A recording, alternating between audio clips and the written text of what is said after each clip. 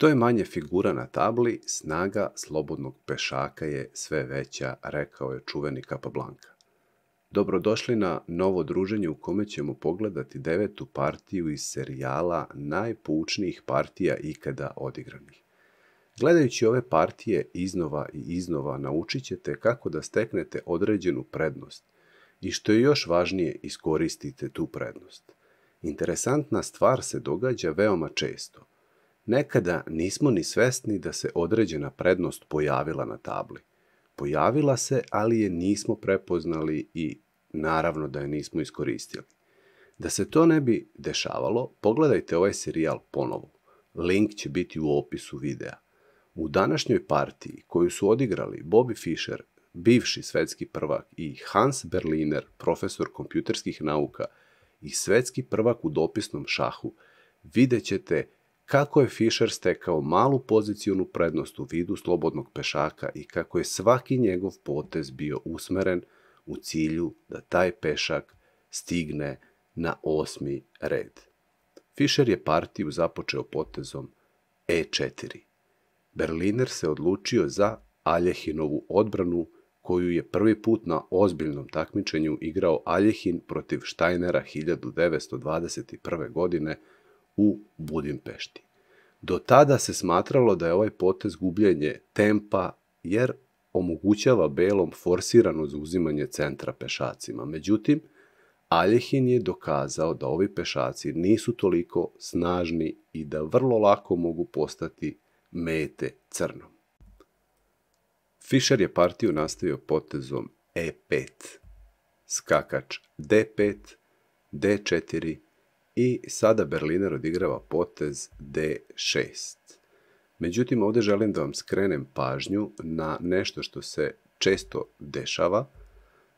Naime, mnogi igrači pokušavaju umjesto poteza D6 da razviju skakača i odigraju skakač C6. Ovo je inače velika greška i želeo bih da vam pokažem i zašto. Nakon poteza skakač C6 treba igrati potez C4, skakač B6 i D5, novi napad na skakača. I ovdje sada crni ima dve opcije, pošto taj napadnuti skakač može da ide na dva polja. Jedno polje je da uzme pešaka na E5, ali nakon toga se igra potez C5 i pošto je jedino moguće polje skakač na C4, nakon F4 jedan od ova dva skakača pada. Da pogledamo i drugu varijantu. Ukoliko ovaj skakač odigra na B4, onda ponovo potez C5, skakač uzima na D5 i nakon poteza A3 jedan od ova dva skakača pada. Dakle, Berliner se odlučio da ispravno odigra potez D6 i usledili su normalni razvojni potezi sa obe strane. Fischer je uzeo pešaka na D6, C uzima na D6, skakač C3, G6, lovac D3, lovac G7. Vidimo da je pešak sada na D4 napadnut i ovdje se Fischer odlučio za odbranu skakačem, ali na polje E2. Mogao je da odigra i potez skakač F3, također braneći pešaka na D4, ali pretpostavljam da je želeo da izbegne potez lovac G4 i ovo neugodno vezivanje. Da se vratimo nazad na partiju, dakle Fischer je odigrao skakač E2, usledio potez skakač C6, lovac E3, mala rokada i E5. Ovo je potez koji prosto mora da se odigra po svaku cenu. Jedino ovim potezom kontrola centra je pravedno raspoređena. Sledi potez D5, skakač E7, B3.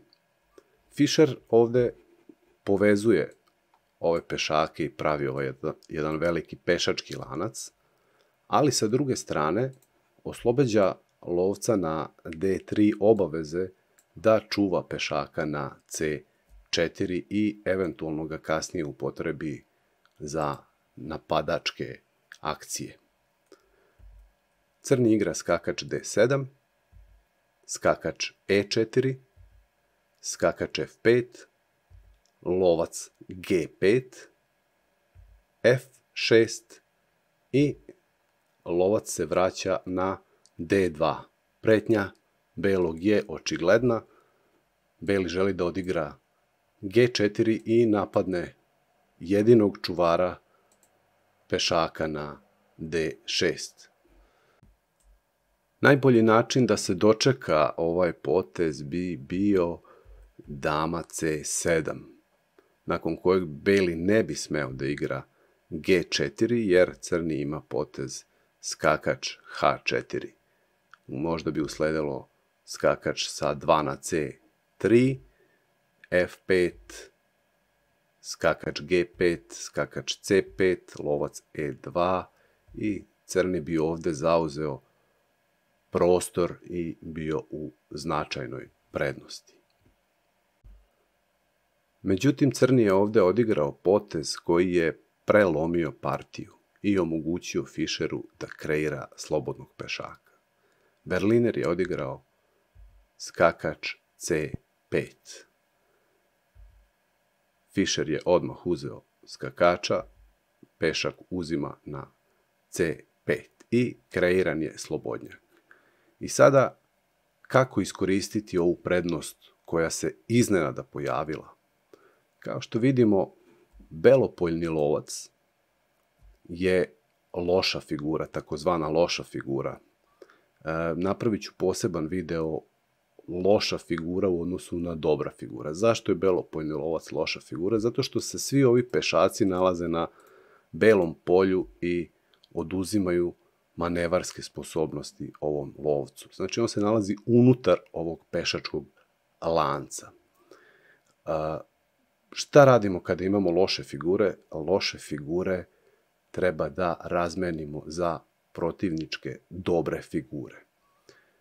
Još jedno pravilo u šahu važi kada imamo slobodnog pešaka, kao što je rekao Capablanca na početku ovog videa, želimo da razmenimo figure, jer što je manje figura na tabli, snaga slobodnog pešaka je veća. Dakle, Fischer vrlo jednostavno uzima skakača na F5. Sledi lovac, uzima na F5. Fischer partiju nastavlja aktivno i agresivno. F4. E uzima F4, skakač uzima F4. Dama D6. Inače, dama nije dobra blokadna figura za slobodnog pešaka, zato što lako može biti napadnuta od strane drugih lakih figura. Najbolja blokadna figura je skakač. Partija se nastavlja potezom skakač H5. Ovde Fischer pronalazi potez kojim uklanja jednog od ova dva lovca. Očigledno je da ukoliko crni uzme skakača, beli uzima lovca i došlo je do razmene, s tim što je crni ostao još i sa lošijom pešačkom strukturom na kraljevom krilu. Međutim, ukoliko bi crni pokušao ovde da spasi oba lovca i odigra eventualno potez lovac H8, beli bi mogao da uzme topom lovca na F5, G uzima F5, možemo na brzinu da pogledamo ovu varijantu, lovac F4, dama E7, skakač G3, top na E8, skakač F6, dama E2, D6 i beli je ovde bolji, jer crni prosto nema načina da spreči promociju ovog pešaka.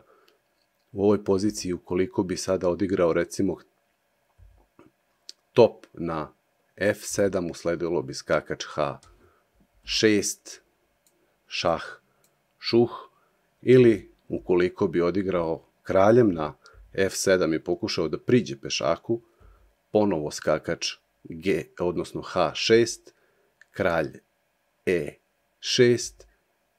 Nakon G4 vidimo da crni kralj više nema slobodnih polja, da je oko njega kreirana matna mreža. Ukoliko bi crni uzeo tog pešaka, ovo bi bio mat. Zato se Berliner nakon poteza skakač H5 odlučio da odigra potez top sa A na E8. Usledio je potez skakač uzima lovca na G7, kralj uzima na G7, lovac F4, dama D7 i dama D2. Pretnja belog je ovde očigledna.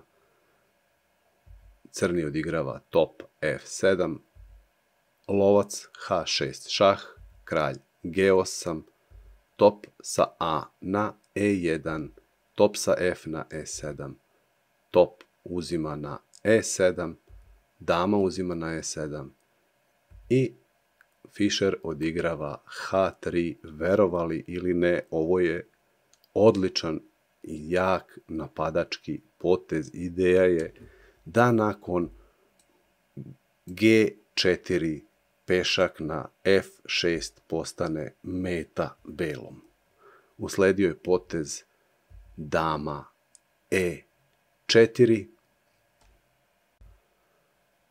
Primamljivo izgleda potez dama E2, međutim u ovoj varijanti crni gubi, jer nakon poteza G4, sada vidimo snagu ovog poteza H3 prethodno odigranog, lovac E4 top dolazi na F6 i preti se matom.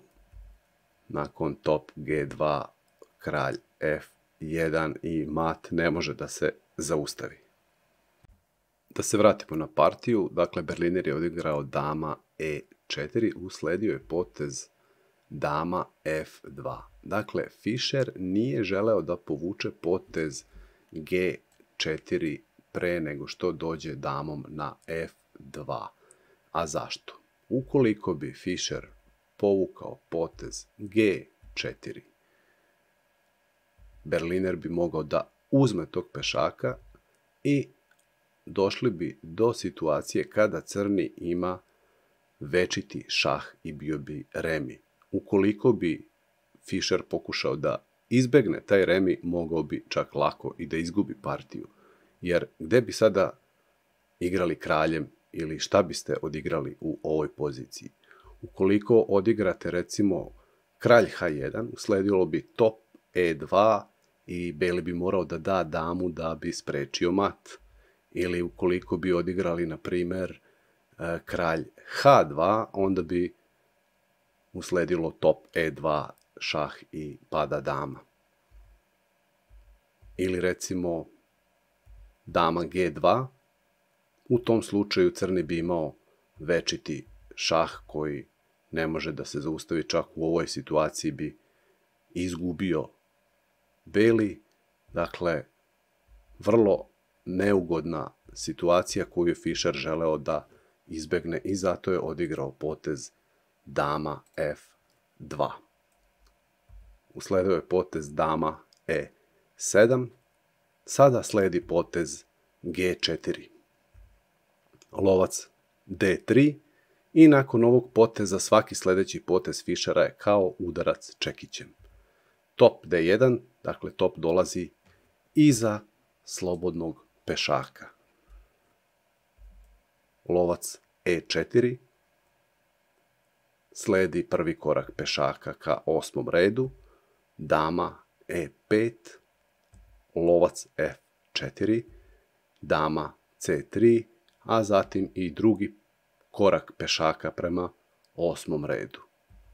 Top D8, dama E2.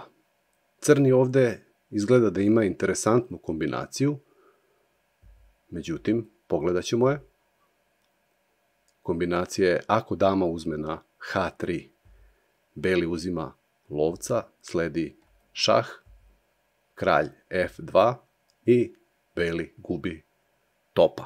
Međutim, ta kombinacija ne bi bila dobra jer nakon dama E6, ovo je sve forsirano, šah, vidimo da je ovo polje oduzeto od lovca crni bi morao da se vrati, dama uzima topa,